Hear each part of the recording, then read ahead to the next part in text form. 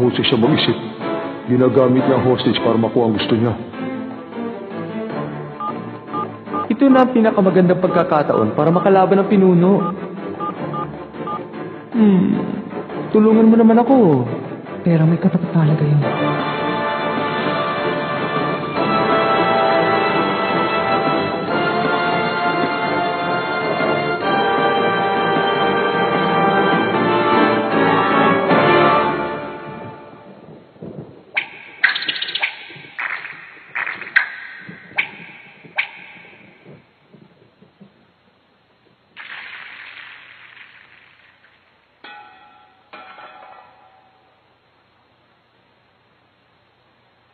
Parang may dumating, Tingnan natin.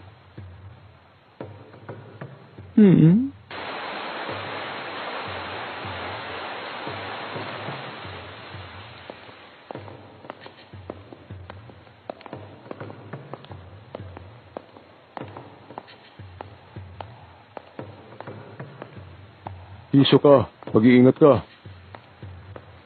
Huwag mo akong alalahanin.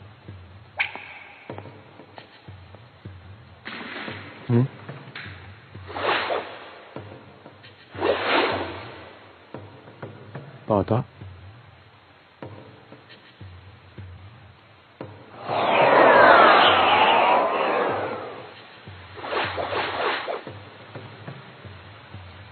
Kasama kaya nilang batang yan? Ano kaya? Sundan kaya natin, baka isa tong patibong. Hintayin na lang natin ang ating mga kasama.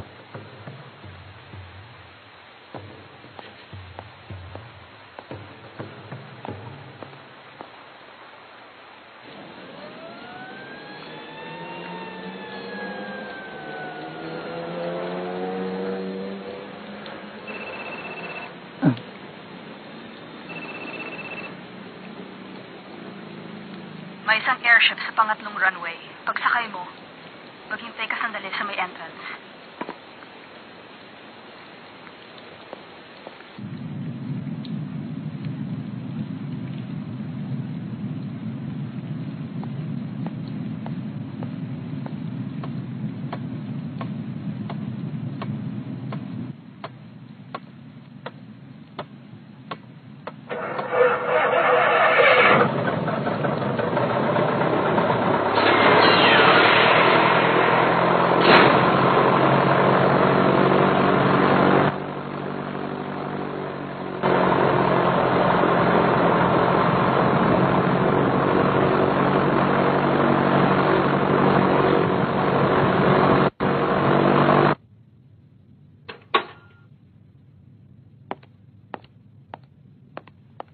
Sisiguraduhin ko lang. Ikaw ba si Pakunoda? Ang miyembro ng Ryodan? Oo, ako nga.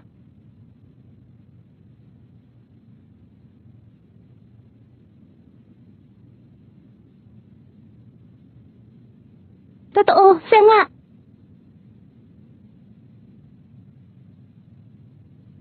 Huwag kayong mag-alala. Bibigyan ko kayong dalawa ng tigalawang kondisyon. Kapag tumupad kayo sa usapan, pakakawalan ko ng inyong pinuno.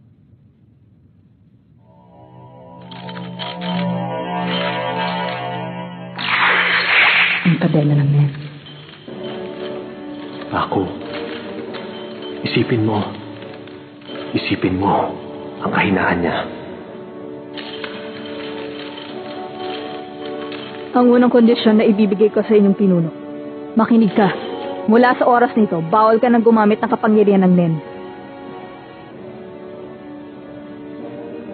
Pangalawa, puputulin mo ang anumang ugnayan sa inyong grupo.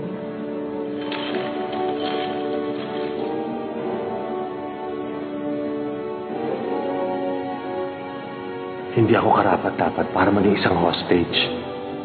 Totoo ang sinabi niya, hindi siya nagsisinungaling. Siguradong tama ang gagawin ko. Kapag tinapos ko ang buhay ng kanilang ulo, tiyak na babagsak rin sila. Sinisiguro ko yan. Pero parang hindi makatotohanan. Kahit wala na ang ulo, buhay pa rin ng spider. Hindi pa rin perpekto ang pinuno. Kaya siyang putulin ng grupo. Depende sa magiging sitwasyon. ang mga taong ito na nagmula sa grupo ng Spider. Kahit mapigilan ko ang kasama ng kanilang pinuno, hindi ko pa rin sila makakayang pabagsakin. Anong gagawin ko? Meron pa bang paraan? Paano ko sila pipigilan? Para mangyari mga bagay na iniisip ko. Kailangan ko magkaroon ng milagro.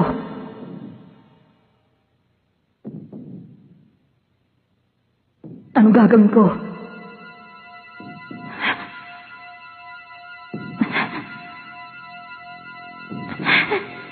Nahihirapan na ako. Kurapi ka! Tama na!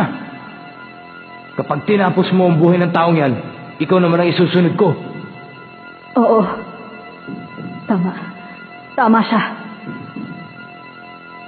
Yun nga ang dapat kong gawin. Kailangan ko munang iligtas ang mga kaibigan ko. Wala nang dapat magbuwis ng buhay. Sa aking mga kaibigan.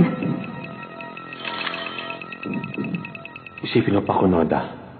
Hindi niya pababayaan ang kanyang kaibigan. Pangalawa, putulin mo na ang iyong kaugnayan sa ibang miyembro ng Ryodan. Yun ang dalawang kondisyon.